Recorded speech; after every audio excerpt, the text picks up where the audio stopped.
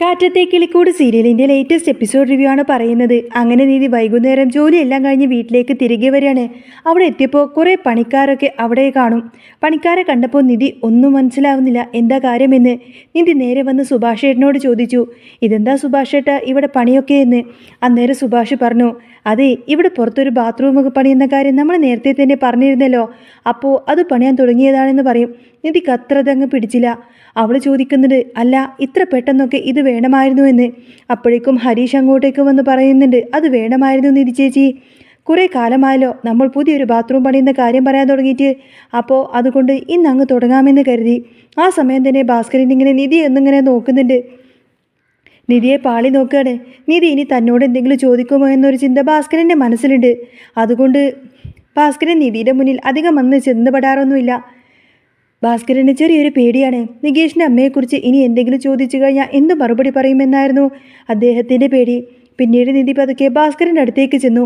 ഭാസ്കരൻ ശരിക്കും അങ്ങ് പേടിച്ചു പോയി. ദൈവമേ, എല്ലാവരും മുന്നിൽ വെച്ച് തന്നെ നാണം കെടുത്തുമോ എന്നും ഇവളുടെ പ്ലാൻ എന്നൊക്കെ അയാൾ ആലോചിച്ച് നിൽക്കുകയാണ്. അങ്ങനെ അടുത്തേക്ക് ചെല്ലുമ്പോഴാണ് ഭാസ്കരൻ്റെ കയ്യിലെ ആ ഒരു മുറിവ് നിധി കാണുന്നത്. ഇതെന്താച്ചാ, ഇതെന്ത് പറ്റിയെന്ന് നിധി ചോദിച്ചു. അവൾ അത് ഒട്ടും തന്നെ പ്രതീക്ഷിച്ചിരുന്നില്ല. അപ്പോഴേക്കും സുഭാഷ് ഇടപെട്ടു. നിധി രാവിലെ പോവാൻ തുടങ്ങിയപ്പോൾ നികേഷ് പടക്കം പൊട്ടിച്ചില്ലേ, അതിലൊരു പടക്കം വന്ന് അച്ഛൻ്റെ കയ്യിൽ വീണു. രാവിലെ അത്ര വലിയ കുഴപ്പമൊന്നും തോന്നിയില്ല, പക്ഷേ ഇപ്പോഴത്തേക്കും അത് വലിയ പൊള്ളലായി മാറിയെന്ന് പറയും.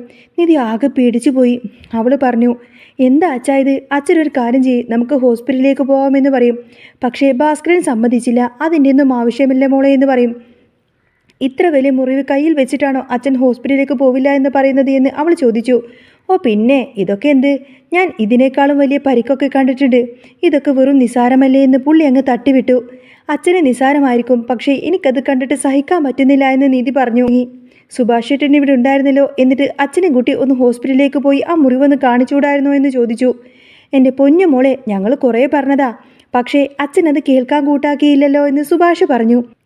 അത് കേട്ട് ഭാസ്കരൻ പറഞ്ഞു, മോളെ, ഞാൻ പണ്ട് ലോറി ഓടിച്ച് നടന്ന സമയത്തൊക്കെ ഇതിലും വലിയ മുറിവുകളും കാര്യങ്ങളൊക്കെ എനിക്കുണ്ടായിട്ടുണ്ട്. ഞാൻ ഉത്തരേന്ത്യയിലൊക്കെ പോയിട്ടുണ്ടായിരുന്നു.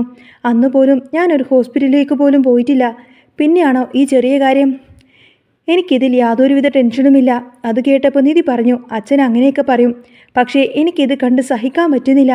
ഭാസ്കരൻ പറയുന്നുണ്ട്, അതൊന്നും കുഴപ്പമില്ല മോളെ, നീ ഒരു കാര്യം ചെയ്യേ, ഇതോർത്ത് ടെൻഷൻ അടിക്കണ്ട എന്ന് പറയും. പിന്നീട് നിധി നേരെ നികേഷിൻ്റെ അടുത്തേക്ക് ചെന്ന് ചോദിച്ചു, എടാ നീ എന്ത് പരിപാടിയാണ് കാണിച്ചത്, അച്ഛൻ്റെ കൈ പൊള്ളിയത് നീ കണ്ടില്ലേ എന്ന്. കണ്ടു എന്ന് അവൻ മറുപടി പറഞ്ഞു. എന്നിട്ടാണോ നീ അച്ഛനോട് സോറി പറഞ്ഞോ എന്ന് നിധി ചോദിച്ചപ്പോൾ, സോറിയോ, അതെന്തിനാ, അത് ഞാൻ കാരണമല്ലല്ലോ ഉണ്ടായത് എന്നവൻ പറഞ്ഞു.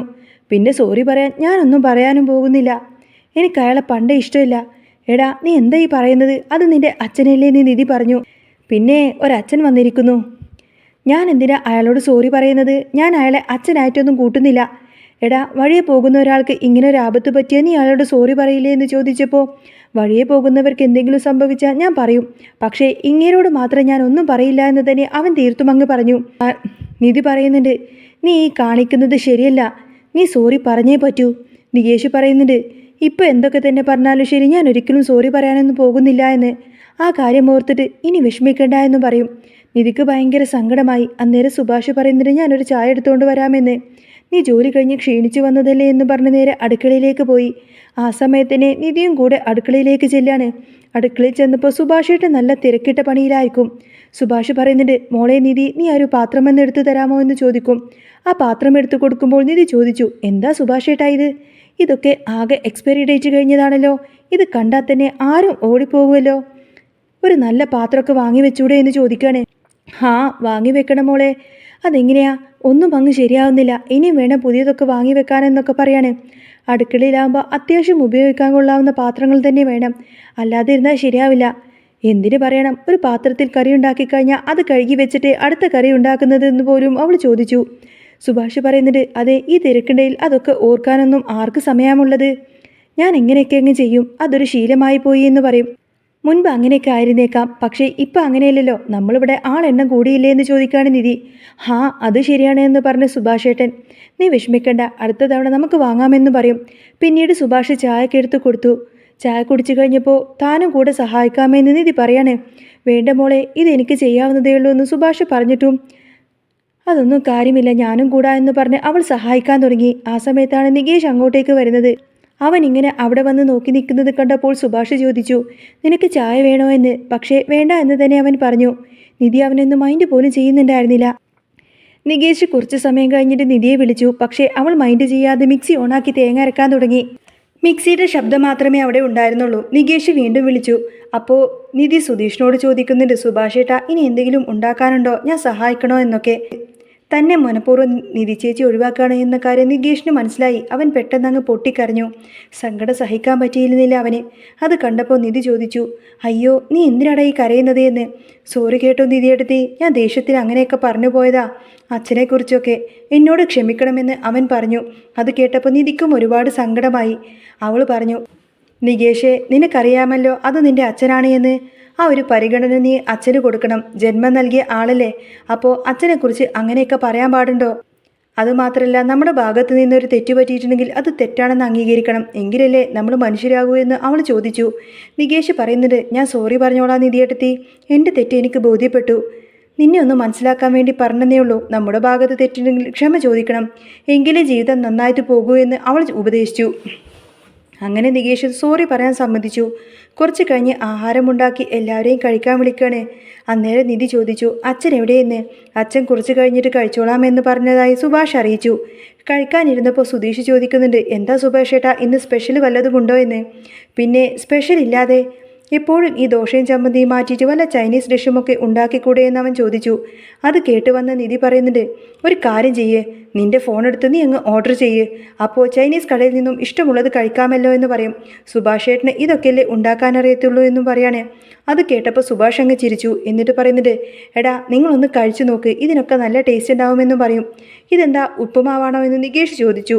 അതെ, ദോശയും ഇഡ്ഡലിയൊക്കെ എപ്പോഴും കഴിക്കുമ്പോൾ ബോറടിക്കില്ലേ, അതുകൊണ്ട് ഇന്നൊരു വെറൈറ്റി ആയിക്കോട്ടെ എന്ന് വെച്ചു. ദൈവമേ പെട്ടുപോയല്ലോ, ഉപ്പുമാവ് എന്തിനാ സുഭാഷേട്ടാ ഉണ്ടാക്കിയത് എന്ന് അവൻ ചോദിച്ചു. എങ്കിലും അവൻ അത് കഴിച്ചു നോക്കട്ടെ എന്ന് പറഞ്ഞിട്ട് കൊള്ളാം, നല്ല രുചിയുണ്ട് എന്ന് പറഞ്ഞു. സുധീഷും കഴിച്ചു നോക്കി. വെറൈറ്റി ആയിട്ടുണ്ട്, എനിക്കിഷ്ടപ്പെട്ടു എന്ന് പറയണം അവന്.